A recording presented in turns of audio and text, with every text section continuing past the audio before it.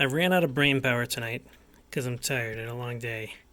So I was just fidgeting with my key switches, and I came up with an idea suddenly.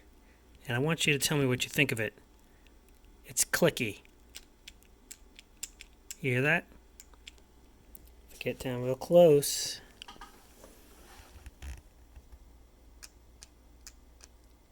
You hear the click? It's not the most satisfying click, but I can fix that. If I lift it up a little bit. Yeah.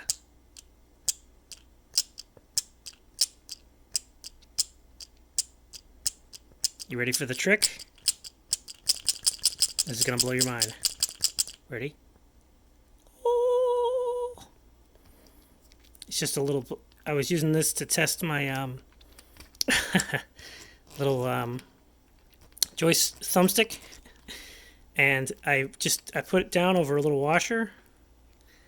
And I noticed when I was fidgeting with this one, which I was playing with a long time ago,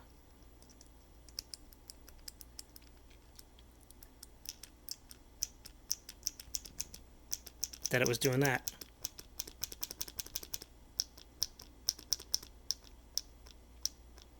That one works much better. I think the key is to hold this down and just let the... I probably need to make this a little taller. Well, I mean, this is just an experiment. I'll probably just design something much better. This gives a more satisfying smack.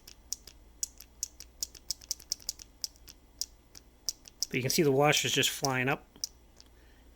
And what's nice about this is the washer actually acts as a magnetic lens.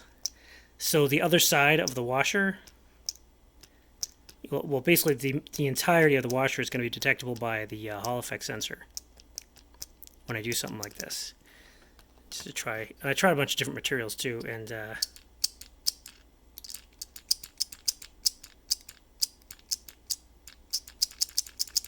that's really loud. And of course, the force of this falling down on the mat wouldn't be when I actually build it into the switch. So you can ignore that part of the sound. Wow, that works really good. It feels great. Like it flies up and smacks into the switch, and you can feel it in the keycap. It feels really nice. It feels kind of like a beam spring. Actually, you know what?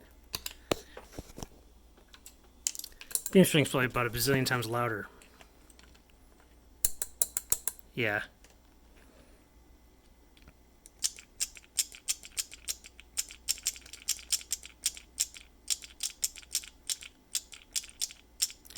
So there's two parts to that sound. There's the smack, and then there's like that let go. I can make the let go away, that sound. And this is not the sound. That's what that sounds like normally. And I'm sure I can make it, I can design it so that it makes a much more solid smack. Because right now that disc is flying up and it's hitting it like this and then flattening itself out, you know. But I'm sure I can design something that's like more solid sounding. You know, maybe I'll use a ball bearing instead. And I also tried like a little piece of wire. It actually sounds a lot different. I was surprised.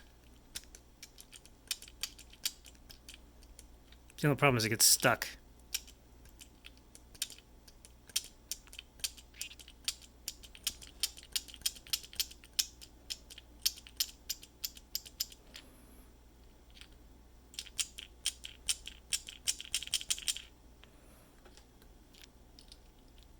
Problem is this one I gotta hold it away a little bit.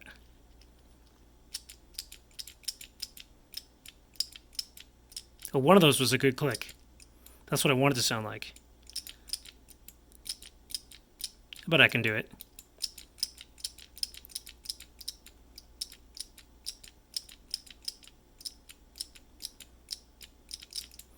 Anyways, something to think about. I always knew that I could make it clicky, but I never really tried that hard.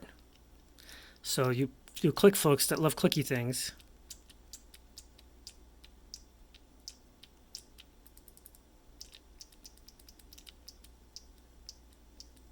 Well, that's a nice gentle click.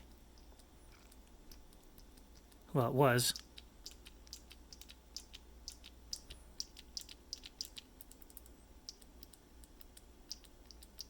It just needs a proper container to hold the metal bit, and I need to determine how much metal.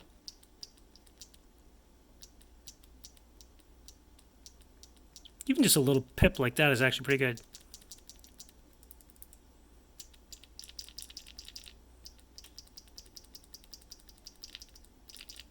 I'll have to experiment. I'll make a bunch of these just a little taller, because it's super easy to do.